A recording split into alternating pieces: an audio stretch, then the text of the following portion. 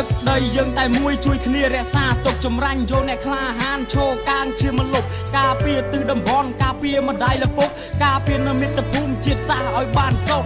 ដីកម្ពុជាសល់ប៉ុនកំដាប់ដៃកាលពីមុនទលំទលាយធ្លាយទៅដល់ស្រុកថៃតែឥឡូវកាន់តែតូចធ្វើឲ្យខ្ញុំនឹកស្រមៃបាត់ទៅម្ដងបន្តិចខ្ញុំពិបាកវិនិច្ឆ័យខ្ញុំចាប់កំណើតកើតនៅលើដីកំសត់មានបេះដូងអាព្យាក្រឹតប្រឆាំងជាមួយនឹងជនក្បត់វាយយកគេដំណើរកវែលអ្នកគៀបសង្កត់ជួយជាតិតាមសំឡេងឲ្យគេលឺតាមបទខ្ញុំអ្នកសៀមរាបរស់នៅលើដីប្រាសាទមានឈាមវរ្ម័នក្លាហានមិនបាក់ស្បាតឈរតំណាងទឹកតំណាងដីតំណាងសាសលើកទង់ជាតិកម្ពុជាឲ្យស្មើមេឃស្មើអាកាស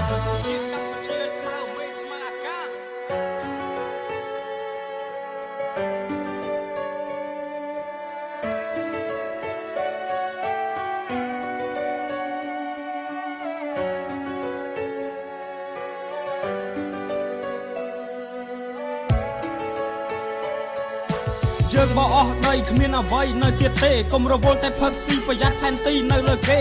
សាសមួយចំនួនកំពុងតែឈ្លានពានពេលដែលយើងបាក់សាមគ្គីគេនឹងមកទន្ទ្រានស្ដាប់ខ្ញុំឲ្យជាក់ភ្ញាក់ពីដំណេកមកយើងគឺជាវីរៈបុរសយកខ្នោះទៅចាប់ចោលកំតិចពួកកេងប្រវាញ់ដាក់គុកហើយចាក់សោវាយយកសេរីភាពកុំខ្លាចកុំឆោឡោបើអ្នកខ្លាចអ្នកភ័យហើយអ្នកព្រួយចុះស្រុកកម្ពុជាបានអ្នកណាគេមកជួយបើបច្ចុប្បន្នកាលពោពេញដោយពុករលួយអាណានិគមចំនួនក្រោយច្បាស់ជាខ្សែម្ដងមួយភាពជាក់ស្ដែងខ្លាញ់បន្លំគ្រប់ទម្រង់អ្នកណាដែលចេះដឹងគឺគេវាយជោតអន្លង់បំបិតមាត់អ្នកឆ្លាតចង់បានតែពួកល្ងងគេរំលោភមិនតវ៉ាព្រោះតែខ្លាចជាប់ជង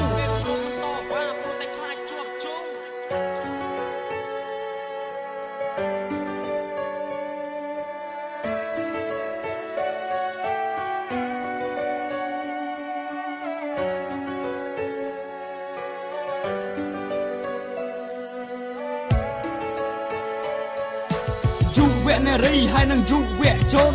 កុំធ្វើជាឈឺកុំធ្វើពុតជាគ្រុនជួបបញ្ហាកាន់ដៃគ្នាដោះស្រាយកុំមកធ្វើជាជនកំសាឈុំមើលភាពអន្តរាយដីខ្មែរតំបន់ទឹកតំបន់គោកឃើញតែសាសគេចូលមកធ្វើវិនិយោគយើងរាល់ថ្ងៃវាសបាយជ្រុលពេកផឹកស៊ីឡាយតប៉ែសវឹងក៏ចូលដេកមិនខ្វល់ខ្វាយពួកតែរឿងអត់បានការទូរទស្សន៍ពាណិជ្ជកម្មផ្សព្វផ្សាយតែរឿងស្រាតទៅមុខទៀតសាសជាតិនេះយ៉ាងម៉េចសូម្បីប្រវត្តិសាស្ត្រក៏ត្រូវបំផ្លាញខ្ទេចខ្ញុំខូចចិត្តណាស់ជនរួមជាតិអើយមួយចំនួនជួយប្រទេសមួយចំនួនធ្វើប្រងើយខ្ញុំអស់កម្លាំងកាពះខ្ញុំក៏ល្វើយតែខំតាំងស្មារតីខ្លួនឯងមិនដួលឡើយសូមពង្រឹងចិត្តឲ្យខ្លាំងក្លា